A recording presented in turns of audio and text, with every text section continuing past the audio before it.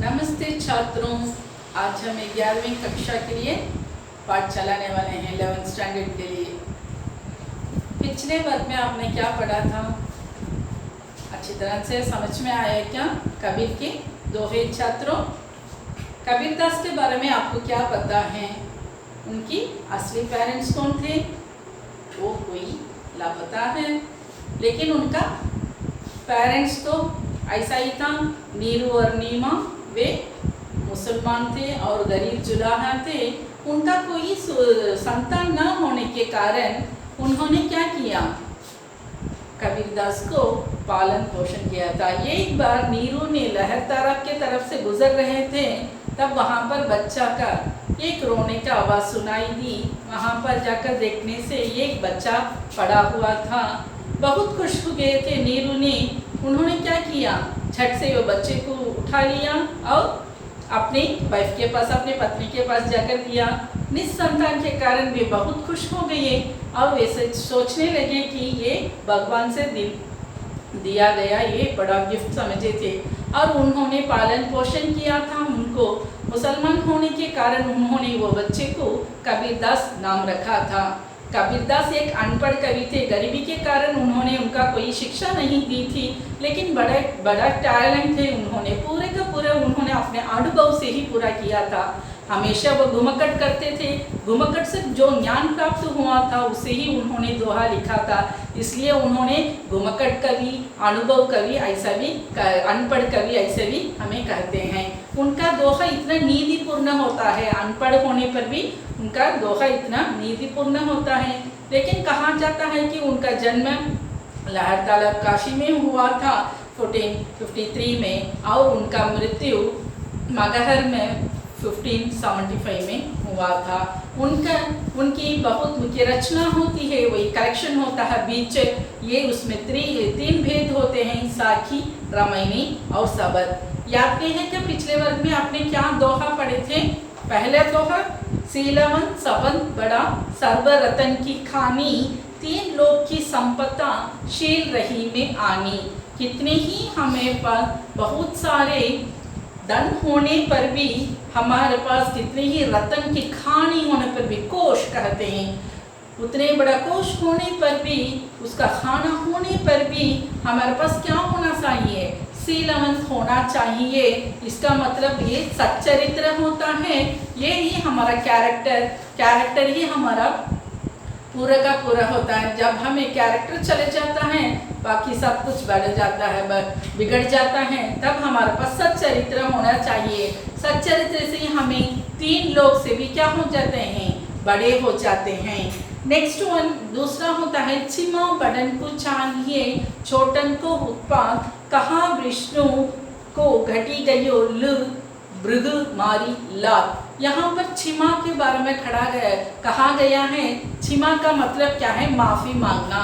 क्षमा कोई उतने जल्दी से माफ़ी नहीं मांगते हैं और माफ़ी नहीं देते हैं। माफ़ी देना और माफ़ी मांगना बड़ी बात होती है।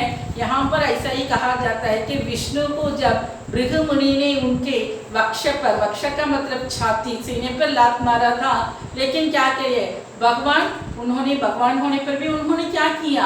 उनको माफ़ी दे दिया। इसलिए इन्होंने त्रिमूर्तियों में बड़े माने जाते थे। और तीनवा होता है, चाह गई चिंता मिटी मनुआ बेपरवाह, जिसको कछु न चाहिए कोई साहंसा। चिंताहीन मनुष्य, जब चिंता कैसा होता है? जब धन ज़्यादा हो जाता है तब उसका चिंता हो जाता है। तब कबीरदास कहते हैं कि जिनको कुछ नहीं चाहिए वही क्या होता है? साहंसा होता है। साहंसा का मतलब शाहनशाह, तो ये एम्परर कहते हैं। तब एम्परर का मतलब होता है बहुत सारे धन दौलत से रहते हैं, लेकिन दुनिया की बाकी ये धन दौलत से बड़ी क्या होती है? चिंता होती है। वो चिंता बिना, चिंता रहित मनुष्य ही बड़ा एम्परर से माना जाता है। और वो क्या करता है? जब वो चिंताहीन मनुष्य कैसा होता है, तब वो किसी का भी आशा नहीं होना चाहिए, कुछ भी नहीं चाहना चाहिए। नेक्स्ट वन, जो चल भाड़े नाव में, घर में बाड़े धाम, दो हाथ उलीचिए, ये सज्जन का काम। जब नाव यात्रा करते हैं, जब नाव में कुछ पानी आ जाता है तब क्या करना है, झट से हमें क्या कर देते हैं, दो हाथ से हमें वो पानी को उलीच कर बाहर फेंक देते हैं। ना तो क्या हो जाता है, हमें यात्री और नाव चलाने वाला सब मिलकर डूब जाते हैं। यहाँ पर कहा जाता है कि जो धनवान होता है उसके पास अधिक से अधिक धन होता है, तब वो क्या करना है, अपने दोनों हाथों से उलीच कर दूसरों की सहायता कर देना है। अगर वो किसी को नहीं देता, उसी के पास वो धन को ही रख लेता तो उसकी फ़ायदा नहीं होता है, तब वो मर जाता तो वो धन की कोई फ़ायदा नहीं होती है, तब उसके साथ ही डूब कर मर जाती है, जैसा नाव में पानी होने जैसा। नेक्स्ट वन, मांगन गए सो मारी रहे, मरे तो मांगन नाही, तिनते पहले वे मरे होन करचो नाही। यहाँ पर भिक्षा के बारे में कहते हैं, भिक्षा मांगकर जीवित रहने से भी उचित हो जाता है कि उन्होंने मर जाना। भिक्षा मांगकर नहीं खाना चाहिए, भिक्षा को नफरत करते हैं कबीरदास ने, उन्होंने कठिन परिश्रम करने के लिए सीख देते हैं।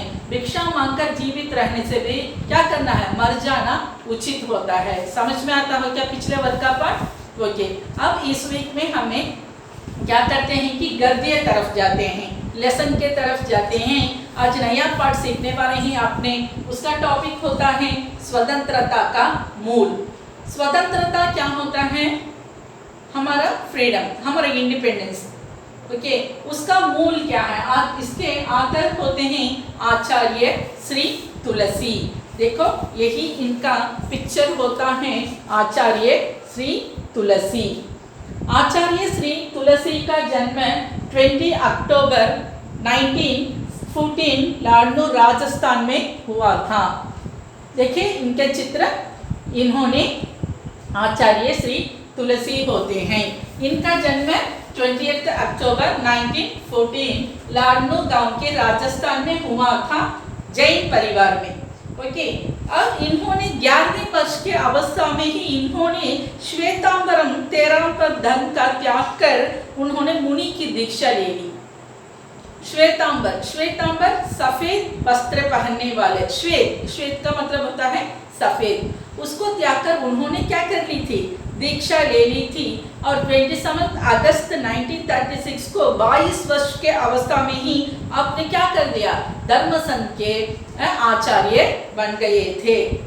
वे राजस्थानी, संस्कृत, प्राकृति, पाली और हिंदी के श्रेष्ठ विद्वान थे, कई लैंग्वेज इनको पता था। उसके साथ विचारक और समाज सुधारक भी थे। आजाद भारत के नागरिकों के चरित्र की नैतिकता का स्थान सर्वोपरि रहे, संकल्प बल ऊंचा रहे। इसी दृष्टि से 2 मार्च 1949 को उन्होंने एक नागरिक अहिंसा सहित संहिता की घोषणा की, जो आगे चलकर अनुद्रुत आंदोलन के नाम से देश विदेश में प्रचलित हुआ। अनुद्रुत आंदोलन को गांधी परंपरा की अगली कड़ी माना जाता है, जो अहिंसक समाज रचने की बुनियाद है। बुनियाद का मतलब क्या है, वही स्वतंत्रता का बेसिक था। ओके, कौन सा, अनुद्रुत आंदोलन। आचार्य तुलसी सन साथ साथ श्रेष्ठ वक्ता, अच्छा एक स्पीकर थे उन्होंने, और क्या ये श्रेष्ठ साहित्यकार, लिटरेचर थे, और श्रेष्ठ कवि भी थे। राजस्थानी संस्कृति और हिंदी भाषाओं में उन्होंने सैकड़ों पुस्तकों लिखी है। हिंदी में भरत मुक्त काव्य, राजस्थानी में कालू यशोविलास बृहद काव्य। 70 वर्षों तक देश भर लगातार पैदल चलकर उन्होंने नैतिकता का संदेश घर घर पहुंचाया। 23 जून में 1997 को उनकी मृत्यु हो गई थी। उनकी लेसन ये स्वतंत्रता का मूल तो इंसान, वो आदमी के और आदमी के बीच, यहाँ पर इस स्वतंत्रता संग्राम के बारे में नहीं है, लेकिन यहाँ पर कहा गया कि स्वतंत्रता तो आदमी और आदमी के बीच में होने वाला स्वतंत्रता के बारे में कहा गया है। स्वतंत्रता क्या है, हमें कह सकते हैं कि क्या, इंडिपेंडेंस, यहाँ पर फ्रीडम। ओके, स्वतंत्रता शाश्वत सत्य है, तो हमें किसी की गुलाम बनकर रहने का कोई इच्छा नहीं होती है, कोई भी नहीं पसंद करते हैं, लेकिन कुछ कारणवश क्या हो जाते हैं, हमें किसी के गुलाम बनकर रहना पड़ता है। किसी पर हमें नौकरी के लिए जाते हैं तब क्या करते हैं, तो हमारे हायर ऑफिशियल जो कुछ कहते हैं तब उनकी बात सुनकर रहना पड़ता है। वहाँ पर वो क्या होता है, हमें गुलाम बनकर रहते हैं। जो हमारे स्थान पर, हमारे भारत पर जो आकर रहे थे, इन्होंने फॉरेन जब क्या हुआ, वो अंग्रेजियों ने आकर क्या करे थे, हम पर शासन किया था। तब क्या कर रहे थे, हमें उनकी गुलाम बनकर रहे थे। तब वहां पर हम क्या चाहते थे, स्वतंत्रता को चाहते थे। कड़ी मेहनत थी, कई नेताओं ने अपना लाइफ को सैक्रिफाइस किया था, त्याग किया था। कई बार ने जेल गए थे, लेकिन बहुत सारे लीडर ने इसका प्रयत्न किया था और अवेयरनेस दिए थे स्वतंत्रता के बारे में। अंत में हमें स्वतंत्रता मिली थी। कब मिली थी, 1947 में अगस्त 15 को मिली थी। इसमें यहाँ पर हमें देशपिता किसे कहते हैं कि महात्मा गांधी जी को, इनकी कई प्रयत्न से ही हमें मिली थी। तब हम क्या नहीं चाहते थे, गुलाम से रहना नहीं चाहते थे ना। तब किसी का गुलाम बनना किसी को भी पसंद नहीं है। तब उस समय तो हमारा कोई अधिकार नहीं था कि हमें तो क्या करना है, तो हमें उनके अपोज करके बात करने का कोई अधिकार नहीं था, कोई राइट्स नहीं था। उसके बाद में जब हमें इंडिपेंडेंस मिला था, स्वतंत्रता मिला था, हमको तो क्या हो गया, राइट्स मिल गया। तो राइट टू वोट, सब प्रकार के राइट्स मिले हैं। हमें जिसे चाहते हैं उसे वोट देते हैं, उसे चुनौती करते हैं और हम पर शासन करते हैं। अधिकार होता है इंसान को, क्या करता है, सब प्रकार का अधिकार होता है। क्या, किधर, क्यों, कैसे पूछने के हक होता है। ओके, जब हमें क्या करते हैं, पूछने के लिए तैयार हो जाते हैं, क्योंकि हमें चुनकर तो ही क्या करते हैं, उनको नेता बनाते हैं, है ना। तब यहाँ पर क्या हो गया, हमारी अधिकार मिल गया। तब क्या है, स्वतंत्रता शाश्वत सत्य है ना, यही ट्रुथ है। तब परातंत्रता के मुक्त नहीं मिली। हमें क्या हुआ, स्वतंत्रता मिली क्या, अंग्रेजों से मिली, लेकिन हमारे अंदर आदमी और आदमी के अंदर अभी परातंत्रता रहती है। अभी गुलामी जिंदगी अभी जीते हैं। कई स्थान पर देखते हैं तो क्या करते हैं, उनको गुलाम बनाकर काम लेते हैं। तो उनकी परंपरा, उनका जनरेशन ऑफ जनरेशन तो क्या करते हैं, गुलाम बनकर वही स्थान पर काम करते हैं, उसी घर में काम करते हैं। कोई जमींदार होते हैं, कोई फैक्ट्रीज के ओनर्स होते हैं, कोई भी हो, तो क्या करते हैं, उन्होंने ऐसा शासन करते हैं कि उनकी जनरेशन ऑफ जनरेशन, उनकी पीढ़ी, पूरी पीढ़ी उन पर क्या होती है, वहीं पर उनको गुलाम बनकर काम करके रहती है। तब क्या होता है, वो अनपढ़ होते हैं उनके बच्चे, तब क्या होती, तो पूरे का काम वही करना पड़ता है। तब यहीं पर क्या होगा है, परतंत्रता है। स्वतंत्रता मिलने पर भी हमें परतंत्रता का जिंदगी जीते हैं। तब यहाँ पर हमें जैसा जब तो वो अंग्रेज का शासन था, जब वो जिंदगी थी, जब हमें क्यों पूछने का अधिकार नहीं था, ऐसा ही अब भी क्या हुआ, ऐसा ही होता है, क्यों पूछने का अधिकार नहीं है। तब ये आदमी तो क्या करते, बहुत पसंद करता है कि ये आदमी को अपना गुलाम बनकर रखने के लिए, वो बहुत बड़ी आशा होती है आदमी को। तब क्या करता है, आदमी से घृणा करता है, नफरत करता है, हेट करता है, नफरत करता है। तब क्या करता है, किसे नफरत करेगा, तो ये हिंसा का पहला चरण होता है। हिंसा क्या है, हिंसा और अहिंसा क्या होता है, अहिंसा का ऑपोजिट होता है ना। तब वो क्या करते हैं, तब आदमी से नफरत करना बहुत पसंद करते हैं। अब जो क्या करेंगे, कौन सा वर्ग के लोगों को हमें अपने गुलाम बनाकर रखेंगे, तो हमारे तो ऊंचे वर्ग के लोगों को तो हमें नहीं कर सकते हैं। तब हमें यहीं पर हमें क्या कर दी, अपने निम्न वर्ग तो अपने से छोटी जाति वालों को, तब वो क्या करते हैं, हमें उनको दबाकर, हमें पैर तले रखकर, उनको कुचलाकर, उनके सब प्रकार का अधिकार को अपने हाथ में लेकर हमें उनको क्या करते हैं, अपने गुलाम बनाकर रखते हैं। तब क्या होता है, बड़ी खुशी होती है आदमी को, तो हमारे नीचे ये गुलाम है, ये क्राउड होता है। तब उन्होंने क्या करता है, सब प्रकार का शासन करता है और उन पर अत्याचार करता है। क्यों, कुछ निकलिए, उनको तो अधिकार नहीं होता है। जब यहाँ पर आदमी से गुस्सा करता है, नफरत करता है, यही हिंसा होता है, पहला हिंसा होता है, हिंसा का पहला चरण होता है। ओके, दूसरा क्या होता है, आदमी को नीच मानता है। आदमी आदमी को नीच मानता है। नीच मतलब नीच किसे मानोगे? अपने से निम्न लोगों को। जब भी हमें स्वतंत्रता मिली थी, कड़ी मेहनत से कई नेताओं ने अपनी जीवन त्याग कर हमारी मिली थी जो स्वतंत्रता, रहने पर भी हमें क्या करते थे? उनको अपने हाथ में रखना। जो निम्न वर्ग के लोगों को तो क्या करते थे? अपने हाथ में रखना, अपने पैर तले दबा कर रखने के ही चाहते थे। तब यहाँ पर दो जाति के लोग होता है, नहीं स्त्री और पुरुष, ऐसा नहीं है। यहीं पर होता है उच्च जाति और नीच जाति। जब भी नीच जाति आते लोग होते हैं तब उनका एरिया अलग होता है। उन्होंने दो बड़े वर्ग के लोग, ऊंचे वर्ग के लोग होते हैं, वही स्थान पर आने के लिए मना होता है। कुएं से पानी लेने का मना होता है, कोई मंदिर के अंदर प्रवेश करना भी मना होता है। बहुत सारे उनके पूरे के अधिकार को तो क्या करते हैं? इनको ने दबा कर रखते हैं और उन पर ऐसा ही अत्याचार करते हैं। जब भी वो क्या करना है तो ऊपरी भाग का कोई वस्त्र नहीं पहनना, झुककर चलना, चप्पल नहीं पहनना, और वे लोग के पिछवाड़े, घर के पिछवाड़े के काम पूरा उन्हें ही करना पड़ता है। पिछवाड़ा का काम क्या होता है? तो पूरा का पूरा घर के पीछे होने वाले का काम, पूरा का पूरा काम वही करना पड़ता है। तो इन्होंने क्या करते हैं? उनको इतना ही दबा कर रखते हैं।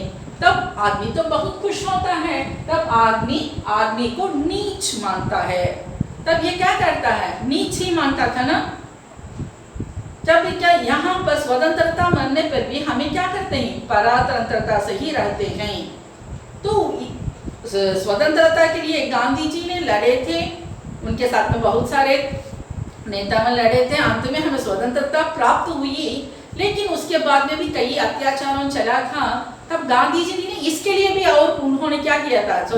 उनके प्रयत्न से ही तब वो क्या हुए? वो लोग निम्न वर्ग के लोग, अनटचेबल्स कहते हैं ना उन लोगों को भी मंदिर के अंदर प्रवेश करने का अधिकार गांधी जी से मिला था। उन्होंने भी, उनके साथ कई नेताओं ने इसके बारे में बहुत प्रयत्न किए थे, बहुत हार्ड वर्क किए थे इनके लिए, और इनके लिए पूरे प्रकार के सभी प्रकार के अधिकार दिलाने के लिए कड़ी मेहनत भी किए थे इन्होंने।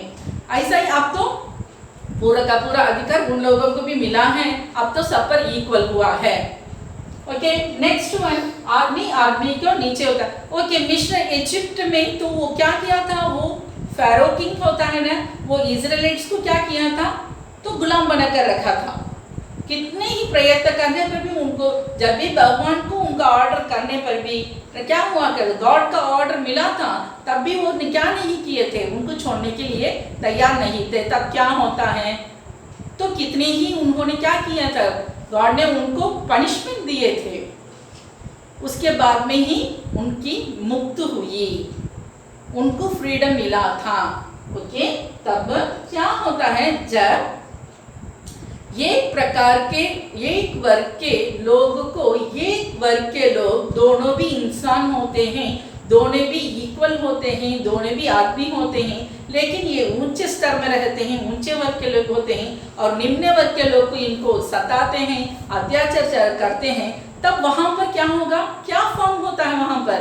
रेवोल्यूशन फॉर्म होता है ना। जब वहां पर गुस्सा पैदा होता है, थोड़े लोग दबकर जाते हैं, इसे अपोज नहीं करते हैं, इसे अपोज करके लड़ने के लिए तैयार नहीं है, लेकिन थोड़े लोग यहाँ पर युवक ने क्या करते हैं? वो टीनेजर्स, वो क्या करते हैं? जोश पैदा होता है उनको। क्यों? वो भी इंसान होता है, हमें भी इंसान होते हैं, हम पर क्यों ऐसा अत्याचार चलाते हैं? हमें कैसे इनको दबकर रहना? क्यों ऐसा गुलाम बनना? तब वहाँ पर रेवोल्यूशन शुरू होता है। तब क्या होता है? झगड़ा शुरू होता है, और उसके बाद में युद्ध शुरू होता है। जैसा हमें अंग्रेजों से क्या करे थे? तो उनका जो अत्याचार चला था, तो हमें सब्र करे थे। उसके बाद में हमें क्या नहीं किए थे? सब्र नहीं किए थे। उस जहाँ पर जिधर कोने कोने पर से क्या हुआ? अवेयरनेस शुरू हुआ था। प्रांतीय नेताओं ने अपनी भाषाओं से उन्होंने क्या किया था? जागृत किया था लोगों को। उसके बाद में कई मृत्यु हुई थी, कई लोग तो अपना लाइफ सैक्रिफाइस किया था, जाने अनजाने। सिर्फ हमें कई नेताओं का ही पता होता, कई अनजाने नेताओं होते हैं, अनजाने लोग होते हैं। तो उनके अत्याचार से कितने लोग क्या किया था? अपना जीवन को त्याग किया था। अंत में हमें स्वतंत्रता प्राप्त हुई। क्या हुआ था? कैसा था? क्या करे थे हमें? झगड़ा हुआ था, उसके बाद में लड़ाई शुरू हुई, तब क्या होता है, युद्ध शुरू होता है। एक आदमी दूसरे आदमी को दबा कर रखने पर वहां पर रेवोल्यूशन शुरू होता है और उसके बाद में युद्ध शुरू होता है। वही जब दूसरा देश का अधिकार से स्वीकार नहीं करते हैं, जब हमें अंग्रेज हम पर शासन किया था तब हमें स्वीकार किया था क्या? नहीं, लेकिन थोड़े लोग उनके सलाम करते थे और उन्होंने क्या करते थे, उनके नीचे दबकर काम करते थे। लेकिन बहुत सारे लोग उसे अपोज किया था और क्या नहीं किया था, उसके नीचे रहने के लिए उन्होंने तैयार नहीं थे। तब वो क्या नहीं किए थे, एक्सेप्ट नहीं किए थे, स्वीकार नहीं किए थे। तब क्या होता है, जब दूसरा देश का अधिकार को स्वीकार नहीं करते हैं, जब दूसरे देश का जो अत्याचार, जो हम पर होने वाला अत्याचार, गुलामी को हम एक्सेप्ट नहीं कर सकते हैं, तो स्वीकार नहीं कर सकते हैं, तब होता है, तब युद्ध होता है। तब क्या होता है, युद्ध होता है। तब वहां पर लड़ाई शुरू होती है। किसके लिए? तब हमें किसके लिए झगड़ा करना शुरू करते हैं? अपनी स्वतंत्रता के लिए। तब हमें क्या करना शुरू करते हैं? लड़ने शुरू करते हैं अपना अधिकार के लिए। तब क्या इसका बेसिक क्या होता है, आदमी को परतंत्रता तक रखने के कारण, गुलामी से रखने के कारण, वो हमें स्वीकार न करने के कारण वहां युद्ध शुरू होता है। ओके, हिंदुस्तान में ओके ऐसा ही हुआ था।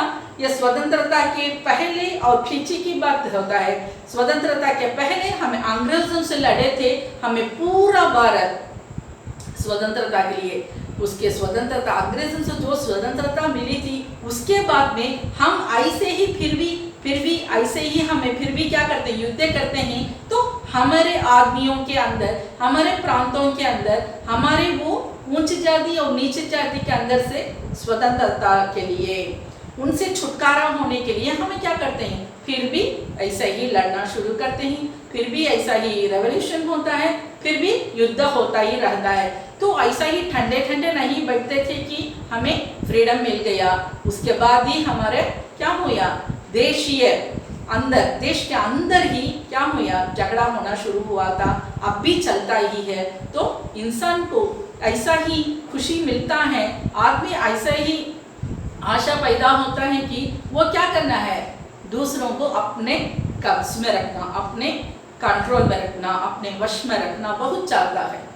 जब वहाँ पर क्या होता है, जब कुछ इक्वालिटी देता है, जब कुछ राइट्स देता है, जब वो लोग खुशी खुशी से उसके नीचे काम करना पसंद करते हैं, लेकिन तब अत्याचार करता है, जब उसे कुछ राइट्स नहीं मिलता है, उसका कोई बेसिक रूल्स नहीं मिलता है, राइट्स नहीं मिलता, तब वहाँ पर रेवोल्यूशन पैदा होता है। अब क्या होता है, युद्ध होता है। तब वो उसका मास्टर का, कोई मालिक का क्या करता है, शासन को स्वीकार नहीं करता है। तब वो क्या करना शुरू करता है, अपोज करना शुरू करता है। जब एक आदमी, 2 आदमी, 10 आदमी अपोज करने से, तब ऊंचे वर्ग लोग उनको क्या कर देते हैं, मार देते हैं और उनको दबा देते हैं। लेकिन जब ये क्राउड फॉर्म हो जाता है, जैसा हमें स्वतंत्रता के लिए हमें क्राउड फॉर्म किया था, जब क्या नहीं कर सकते, उन्होंने अपोज नहीं कर सकते हैं, तब क्या करना पड़ता है, उनका बात को सुनना ही पड़ता है। जो कुछ उन कहते हैं तो ये स्वीकार करना पड़ता है, यानी देश छोड़कर, वो स्थान छोड़कर भागना पड़ता है। तब वहाँ पर उनका शासन के लिए कोई बात नहीं चलती है। तब हमें देशीय स्वतंत्रता के लिए, राष्ट्रीय स्वतंत्रता के लिए हमें युद्ध किए थे। अब हमें प्रांतीय स्वतंत्रता के लिए भी, हमारे स्थानीय स्वतंत्रता के लिए भी हमें झगड़ा करना पड़ता है, जो आजकल भी चलता है। आजकल भी गुलाम बनाकर रखते हैं, फैमिली से गुलाम बनाते हैं, पीढ़ियों को गुलाम बनाते हैं। तो उनके काम के लिए तो उनका छुटकारा नहीं देते हैं, तो उनको सब प्रकार के खाना देकर वहीं पर रख देते हैं और उनका कोई फ्रीडम नहीं होता, और क्यों, किधर, कैसे बात करने के लिए कोई अधिकार नहीं होता है। तब वो अनपढ़ होने के कारण तो क्या करते हैं, वो पीढ़ियों से, जनरेशन ऑफ जनरेशन वही उन्होंने गुलाम बनकर वहीं रहते हैं और वहीं पर उन्होंने अपना काम करके अपना अंत तक वहीं पर रहते हैं। लेकिन आजकल के युवक वो नहीं स्वीकार करते हैं। जब युवक निकलता है, जब युवक आग बबूला होता है, जब क्रोध होता है, तब वहाँ पर क्या होता है, रेवोल्यूशन होता है और युद्ध शुरू हो जाता है। अब देखो हिंदुस्तान में श्रम करने वाला छोटा माना जाता है। श्रम का मतलब क्या है?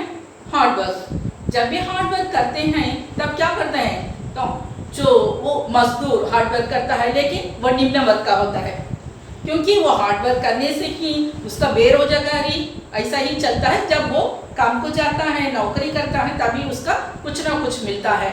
लेकिन जब रईस लोग होते हैं उनको तो पीढ़ियों से क्या होता है? तो उनका सब कुछ होता है, खजाना होता है, सब कुछ पैसे होते हैं, धन दौलत होता है। तब वो क्या करते हैं?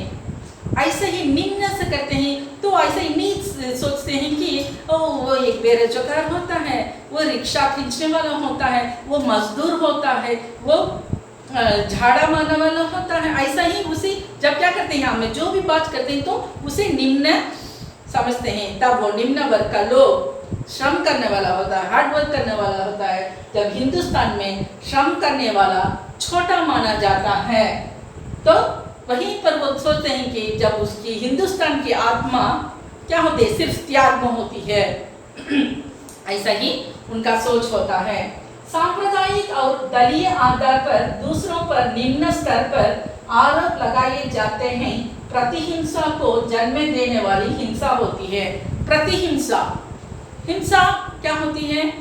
हिंसा अहिंसा, अहिंसा का ऑपोजिट विलोम होता है ना हिंसा, तो हिंसक होता है। अहिंसा हमें कैसा लगता है? जब गांधी जी लड़े थे नॉन वायलेंस, वही हमें अहिंसा कहते हैं, और हिंसा का मतलब वायलेंस। अब हिंसा, प्रतिहिंसा क्या होती है? तो टिट फॉर टैट बोलते हैं। तो हमें क्या करते हैं? उसे जो अब वो मारता है तो हम मारने के लिए तैयार हो जाते हैं, जब वही प्रतिहिंसा होती है। देखो तब सांप्रदायिक और दलीय आधार पर, दलीय मतलब निम्न वर्ग के लोग होते हैं, उन पर हमें अधिकार चलाने के लिए शुरू करते हैं। तब क्या हो जाता है? तब उनको ही हम अधिकार करने, तभी उनको ही हम अधिकार कर सकते हैं, क्योंकि वो अनपढ़ लोग होते हैं। जब निम्न स्तर पर आरोप लगाया जाता है, जब वो निकल जाते हैं, जब वो पहचान लेते हैं जो कुछ उनका अत्याचार और उनका गुलामी, तब उन्होंने क्या करना शुरू करते हैं? तब प्रतिहिंसा। तब वो क्या करते हैं? उनका हिंसक को क्या करते हैं? प्रति से करना शुरू कर लेते हैं। समझ में आता हो क्या छात्रों? ये लेसन बहुत अच्छा होता है। ये आकर होते हैं आचार्य श्री तुलसी। इन्होंने यहाँ पर सिर्फ स्वतंत्रता, हमें अंग्रेजों से मिले स्वतंत्रता, उसके बारे में नहीं बात किए थे। इन्होंने आदमियों के बीच में होने वाला का बात करते हैं। तब यहाँ पर क्या होना चाहिए? त्याग, शालीनता और उदारता भारतीय जीवन का महत्वपूर्ण अंग है। क्या होता है? हमारा पोलाइटनेस होना है, हमें हम्बल से रहना है, और हमारा लाइफ को सैक्रिफाइस करना है, और बहुत जेनरस से रहना, यही अच्छा होता है, इंसानियत होता है। दूसरों के लिए अपना स्वार्थ को बलि करना ही महत्वपूर्ण होता है। स्वार्थ क्या होता है छात्रों? सेल्फिश। स्वार्थ क्या तो है? सेल्फिश। उसे हमें क्या करना है? त्याग कर देना है, और ऊंचे बनाए रखना, दूसरों के साथ एकता स्थापित करना स्वतंत्रता का मूल होता है। एकता स्थापित करना, हमें क्या करना है? सबके साथ मिलजुल कर यूनिटी से रहना पड़ता है। लेकिन आजकल वो चलता है क्या? सोचते हैं तो नहीं, सिर्फ बात होती है। इन मूल्यों को प्रतिष्ठापित करने वाला स्वतंत्रता को परतंत्रता की पकड़ से मुक्त करके और अपनी स्वार्थी को पूजी करने वाला उसका वाक्य परतंत्रता के हाथ में सौंप देते हैं। तो हमें क्या करते हैं? उनके हाथ में सौंप देते हैं। तो ऐसा नहीं करना है छात्रों। हमें क्या करना है? सबको इक्वालिटी देना है। हमें निम्न वर्ग को ऐसा नहीं सताना चाहिए, ऐसा ही बात भी नहीं करना चाहिए कि ये निम्न वर्ग होते हैं। सभी आदमी होते हैं तो सभी इक्वल होते हैं, सबको इक्वल राइट्स होता है। हमें ऐसा उन पर बाधा नहीं डालना है, उन पर हिंसक नहीं चलाना है, और उन पर हमें अधिकार भी नहीं चलाना है। सबको हमें यूनिटी से देखना है, एकता के रूप में हमें सूत्र में बांध कर हमारा जीवन को चलाना चाहिए। समझ में आता है क्या छात्रों? ये लेसन जो हमें असाइनमेंट भेजा है वो आपने कर लेना, पूरे तरह से सबको पढ़ लेना, और क्वेश्चन आंसर्स को भी पढ़ लेना। धन्यवाद।